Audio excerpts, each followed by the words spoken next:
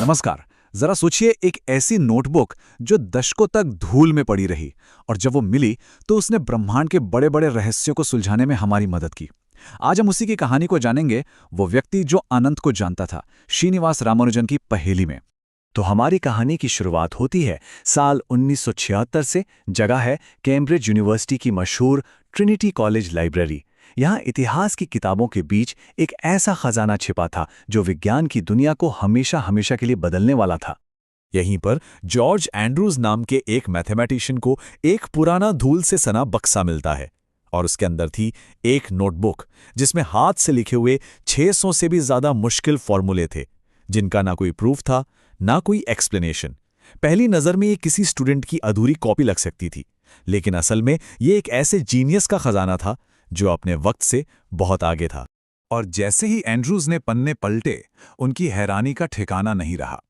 इस नोटबुक में mock theta functions पर काम था। ये एक ऐसा टॉपिक था जिस पर एंड्रूज ने खुद अपनी पीएचडी की थी।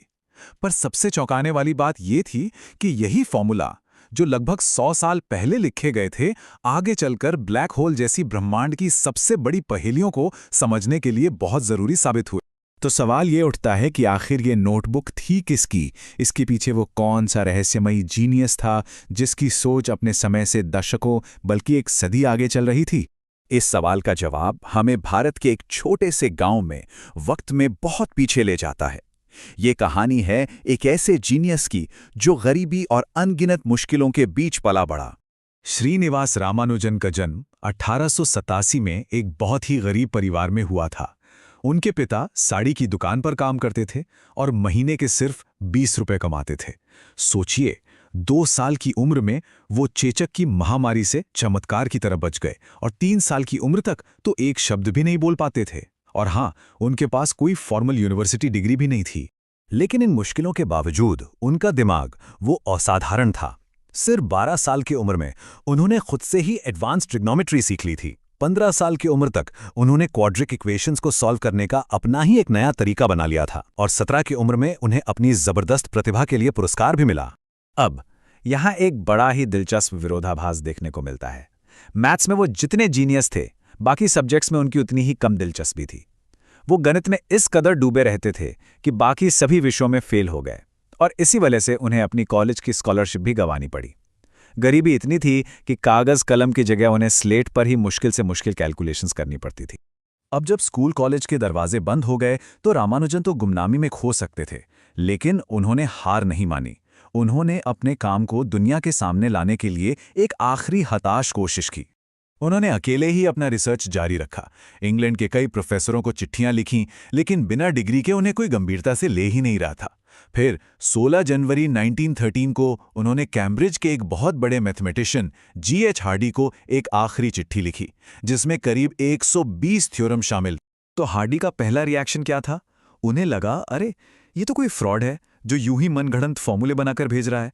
उन्हें ऐसे पत्र अक्सर मिलते थे, इसलिए उन्होंने रामानुजन के उस पत्र को उठाया और कूड़ेदान में फेंक दिया। लेकिन वो फॉर्मूले हार्डी के दिमाग से निकल ही नहीं रहे थे। उस शाम उन्होंने अपने दोस्त J.E. लिटिलवुड के साथ उस चिट्ठी को फिर से निकाला और जांचा, और घंटों के बहस के बाद वो इस नतीजे पर पहुंचे कि ये किसी धोखेबाज का नहीं बल्कि एक ऐसे जीनियस का काम है जैसा उन्होंने पहले कभी नहीं देखा था। हार्डी ने बाद में कहा, ये थ्योरम सच होने ही चाहिए, क्योंकि अगर ये सच नहीं होते तो कोई इन्हें सोच भी नहीं सकता था। और ये दिखाता है कि ये दोनों लोग कितने अलग थे, मतलब जमीन आसमान का फर्क। रामानुजन बहुत आध्यात्मिक थे। वो मानते थे कि उनकी कुलदेवी उनके सपनों में आकर उन्हें फॉर्मूले बताती हैं। वहीं हार्डी एक पक्के नास्तिक थे। रामानुजन के पास कोई डिग्री नहीं थी, जबकि हार्डी एक वर्ल्ड क्लास प्रोफेसर थे। उन्हें सिर्फ एक चीज जोड़ती थी, मैथ्स के लिए उनका जुनून।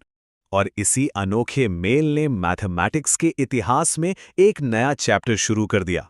जब रामानुजन कैम्ब्रिज पहुंचे तो 2 दुनियाएं टकराईं और इस टक्कर ने हमेशा के लिए गणित की दिशा ही बदल दी। पर रामानुजन के लिए इंग्लैंड जाना इतना आसान भी नहीं था। देखिए, उस जमाने में एक रूढ़िवादी ब्राह्मण परिवार के लिए समुद्र पार करना अशुभ माना जाता था। लेकिन कहा जाता है कि उनकी मां को एक सपना आया, जिसमें उनकी कुलदेवी ने उन्हें रामानुजन को न रोकने का आदेश दिया, और तब जाकर उन्होंने जाने की इजाजत दी। और कैम्ब्रिज में अगले 5 साल कमाल के थे। उन्होंने दुनिया के सामने अपना अविश्वसनीय काम पेश किया और उन्हें एक के बाद एक सम्मान मिले। वो रॉयल सोसाइटी के फेलो बनने वाले सबसे कम उम्र के सदस्यों में से एक बने और ट्रिनिटी कॉलेज के फेलो चुने जाने वाले पहले भारतीय भी बने। लेकिन इस जबरदस्त कामयाबी के साथ एक दुखद पहलू भी जुड़ा था, जिसके बीच में भी उनकी प्रतिभा की चमक कम नहीं हुई।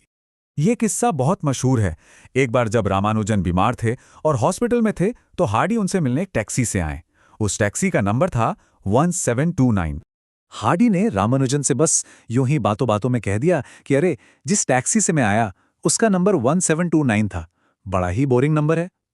उन्हें क्या पता था कि वो एक ऐसे जीनियस के सामने एक नंबर का जिक्र कर रहे थे जिसके लिए नंबर ही सब कुछ थे। रामानुजन, जो बीमारी से लेटे हुए थे, उन्होंने तुरंत जवाब दिया, नहीं, ये एक बहुत ही दिलचस्प नंबर है।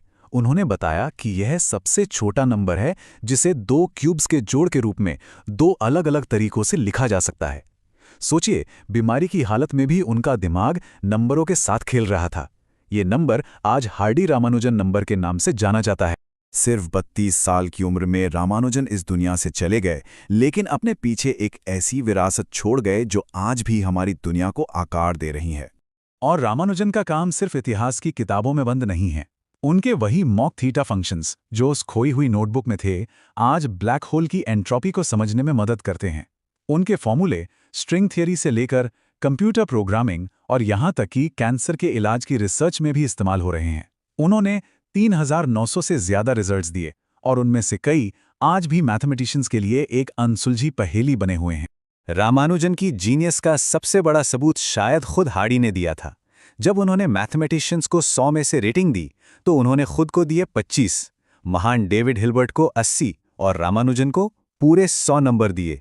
उनकी नज़र में रामानुजन एक शुद्ध नेचुरल जीनियस थे।